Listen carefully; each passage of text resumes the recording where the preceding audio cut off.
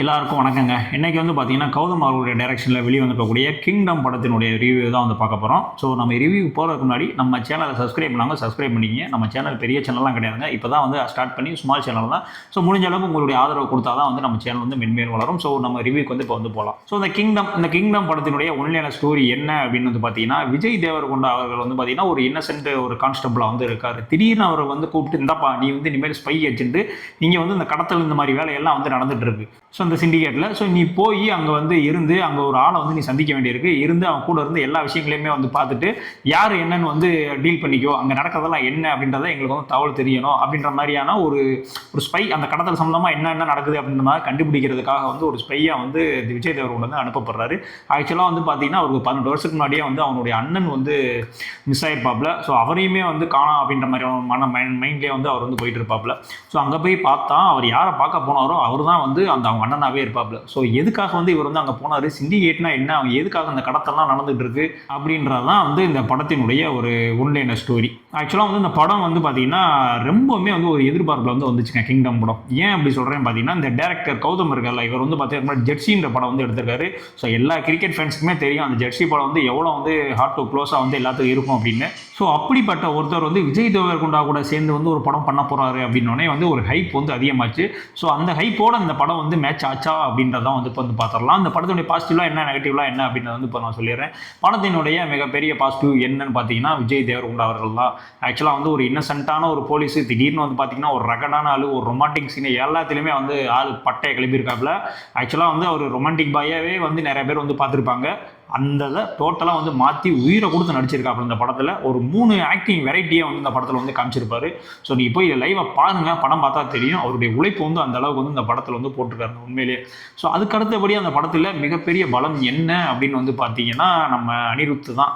So அங்கேயுமே போய் வாசித்து தீட்டி எடுத்திருக்காப்புல. ஆக்சுவலாக வந்து ஒவ்வொரு மாஸ் சீன்ஸும் அவருக்கு வந்து ஒரு ப்ராஜெக்ட் இங்கே கொடுக்க போகிறோம், நீ அங்கே போக போகிற அப்படின்னு சொல்கிற இடத்துல ஒரு ஸ்லோ மோஷன் போட்டு ஒரு பிஜிஎம் போடுவாங்க. ஸோ எல்லாமே வந்து பார்த்தீங்கன்னா பட்டையை கலப்போம். எல்லா மாஸ் சீன்ஸோட அந்த எலவேஷனுமே பார்த்தீங்கன்னா அனிருத்து தான். அனிருத்து நம்பி தான் வந்து அந்த படமே இருக்குது அப்படின்ற மாதிரி சொல்லலாம். ஸோ பேக்ரவுண்ட் மியூசிக்கில் பட்டையை கிளப்பியிருக்காப்புல. சாங்ஸ் வந்து நம்மளுக்கு அந்த அளவுக்கு வந்து பிக் ஆகலை. ஸோ மேபி அனிருத்து ஃபேன்ஸுக்கு வந்து அந்த மாதிரியான பீட்டில் உள்ள சாங்லாம் பிடிக்கும் அப்படின்ற மாதிரி அவங்களுக்கு பிடிக்கும். ஸோ நம்மளுக்கு வந்து அது வந்து டோட்டலாகவே வந்து டச்சபிளாக இல்லை. ஆனால் பேக்ரவுண்ட் மியூசிக்கு தூக்கி நிப்பாட்டிட்டாப்புல. படம் முழுக்கவே வந்து பார்த்தீங்கன்னா 100 வந்து அனிருத் தான் வந்து படத்தை வந்து கொண்டு போயிட்டு இருக்காரு. அது மட்டும் கிடையாது, ஒரு படத்தில் வந்து பார்த்தீங்கன்னா ஒரு போட் சீன் ஒன்று வரும். ஸோ அதை எலிவேட் பண்ண சீன் ஆகட்டும், அந்த இடத்த அதோட மேக்கிங், அந்த நெரேஷனாக இருக்கணும். ஸோ அதெல்லாம் பக்காவாக இருக்குங்க.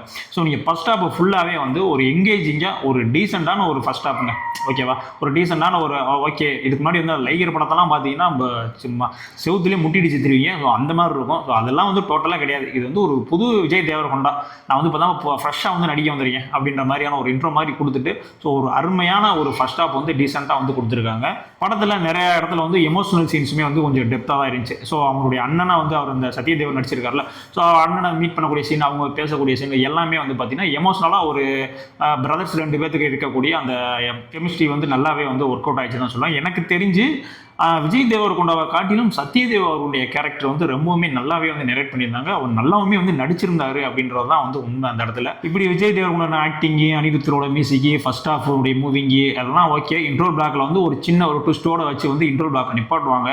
ஸோ அதோடையே நீங்கள் படத்தை விட்டு வெளியே வந்துட்டீங்க அப்படின்னா ஓகே, ஒரு நல்ல படம் பார்த்துட்டு வந்துட்டோம் அப்படின்ற மாதிரியான மைண்ட் செட் வந்து இருக்கும். ஸோ இல்லை, நான் அதுக்கப்புறம் செகண்ட் ஹாஃப் பார்த்தே தீருவேன் அப்படின்ற மாதிரி உட்காந்துருந்தீங்க அப்படின்னா அதுதாங்க அங்கே பிரச்சனை. ஸோ செகண்ட் ஹாஃபுக்கு அப்புறம் வந்து பார்த்தீங்கன்னா கிட்டத்தட்ட செகண்ட் ஹாஃப் ஓடிக்கிட்டே இருக்குது. என்ன சொல்கிறாங்க, ஏது சொல்கிறாங்க ஒன்றுமே புரியாது. அப்படியே ஸ்க்ரீன் பிளே கொலன்னு போட்டு இழுத்து வச்சுருக்காங்க. ஆக்சுவலாக என்ன பிரச்சனைனே தெரியல. மேக்ஸிமம் வந்து ஃபஸ்ட் ஹாஃப் நல்லா இருந்தாலே வந்து செகண்ட் ஹாஃப் வந்து நல்லா இருக்க மாட்டேங்குங்க. அது என்ன காரணம்னு தெரியல.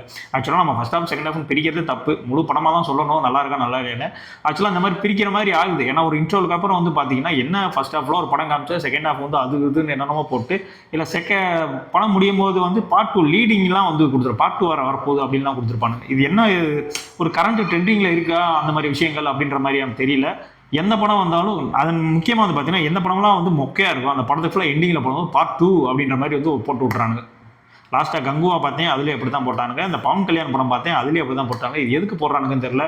ஒரு கியூரியாசிட்டி கிரியேட் பண்ணுறக்காக போடுறாங்களான்னு தெரியல. அது படம் நல்லா இருந்துட்டு போட்டால் பரவாயில்லையே, நல்லாலாம் போடுறாங்க. அதுதான் வந்து ஒன்றும் புரியல நம்மளுக்கு. ஸோ செகண்ட் ஹாஃபில் வந்து டோட்டலாகவே வந்து ஸ்க்ரீன் பிளே வந்து அவுட்டு. ஸோ நிறைய விஷயங்கள் வந்து மெனக்கிட்டு பண்ணியிருக்கலாம். ஸோ அங்கனுக்குள்ளேயே வந்து சுற்றிக்கிட்டே இருக்குது. ஆமாம், நீ போய் அண்ணனை பார்த்துட்டு அண்ணனோட எமோஷனல் ஓகே கனெக்ட் ஆகிட்டேன். ஸோ அதுக்கப்புறம் என்னன்றது சொல்லணும்ல. ஸோ சிண்டிகேட் இப்படி இருக்குது, வரலாறு பிரிட்டிஷ் காலம் அதெல்லாம் கொஞ்சம் கொஞ்சம் வருது.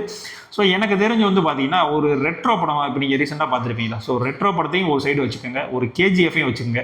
ரெண்டையும் வந்து ஒரு மிக்சியில் போட்டு நல்லா அரைச்சி ஊற்றுனீங்க அப்படின்னா அந்த படம் தாங்க வந்து இந்த கிங்டம் படம். அப்படி தான் வந்து இருந்துச்சு. நீங்கள் கிளைமேக்ஸ்லாம் பார்த்தீங்கன்னா கிட்டத்தட்ட வந்து அந்த ரெட்ரோ படத்துக்கு இணையாக வந்துமே இருக்கும். ஸோ அந்த அளவுக்கு வந்து உங்களுக்கு ரெட்ரோ படம் இப்போ உங்களுக்கு ஃபேன்ஸெல்லாம் இருந்தீங்க, சூர்யா ஃபேன்ஸெல்லாம் இருந்தீங்கன்னா டேய் அந்த படத்தை திருடி தானே அந்த படத்தை எடுத்துட்டான் அப்படின்ற மாதிரிலாம் சொல்லுவீங்க. ஸோ அந்த அளவுக்கு வந்து கொஞ்சம் ரொம்பவுமே வந்து மேட்சாக தான் இருந்துச்சு படம்.